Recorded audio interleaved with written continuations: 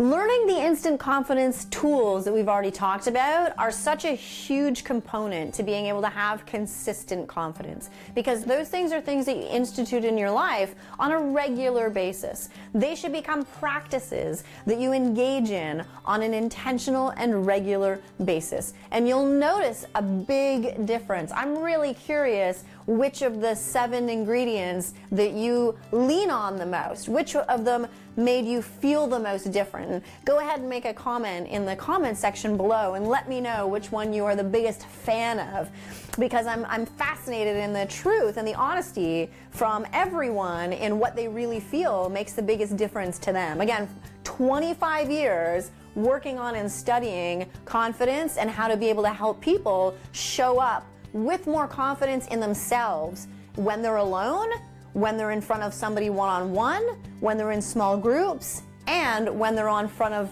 1,000 people on stage. It's the exact same process, just almost like those little Russian dolls. As you start to grow the levels and the circumstances and you push the edges on your comfort zone. I call that owning the edge, being able to play with your edges. So it's all about developing personal confidence in yourself first, and then you start to develop it in different circumstances as well. That when you're in this circumstance, you still place the highest amount of confidence in yourself as opposed to something going wrong, right? It makes sense, doesn't it?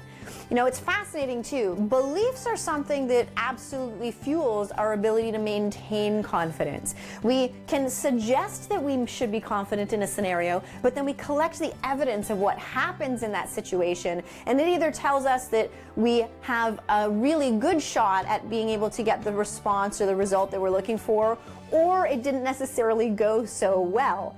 When that occurs and we collect new evidence, we start to believe that that evidence has some weight on one of those two truths. The reality is that we are constantly building two beliefs at the exact same time whenever we're working on building self-confidence in something. We're building the belief that says, I can, and we're building the belief that says, I won't, or they don't like me, or I can't, for those of you who haven't eliminated that word from your vocabulary yet, which I strongly advise. As the person who is the chief construction person, you have to make the decision that you're going to only look for evidence to build the belief that says I can. When you have an experience that shows that things don't go so well, you discover how come it didn't go so well. You reinsert those lessons into your execution plan, and then you get back out there and you do it again with a little bit more information in order to be able to collect some evidence that says that I can. That's the basic process. It's not very complex. It is incredibly, undeniably honest. And when you collect evidence that shows that you can, and it's unquestionable. It's not us making a decision that, oh, I'm going to feel more confident today. And you start to pretend. Act as if is a very important practice. I'm not beating that down. I think it's very important in specific situations for us to act as if, to feel, to visualize, to project. When we're practicing, is, you know, what's going to happen in the future? Yes. However, it is a much more powerful practice to start to construct reasons, science behind why this belief is the truth, why I deserve to have more confidence in myself in this particular scenario.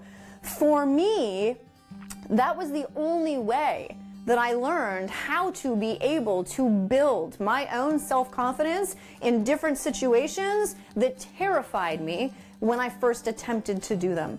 And I'm not only talking about doing sales like we've already chatted about, I'm talking about learning how to lead, then learning how to lead in front of people with an audience, learning how to speak at the front of a room of up to 3,000, 3,500 people, learning how to also be able to make decisions in public and wonder whether or not people are going to judge you, to be visible, to take a stand for something, to say what you think, to say what you mean, to talk about what you believe in. All of those things are completely different circumstances in which we have to learn how to be able to have circumstantial confidence. As you do that, you have the ability, though, to have undeniable evidence that shows you that the confidence in yourself or in the scenario that you are working to believe in on your own, it's on your side. It's in your back pocket. It's like turning around and you've got this entire fleet of evidence behind you, running behind you, which gives you the ability to run at what it is you're looking to accomplish a lot faster, because there isn't doubt. And so that story that I told you about the devil's yard sale, in these circumstances, when he starts to try to poke it, when the suggestion shows up, we have so much power and evidence that it absolutely discredits that thought. That thought doesn't have the ability to plug in and take any energy to be able to give it life. It's a failed attempt on behalf of doubt.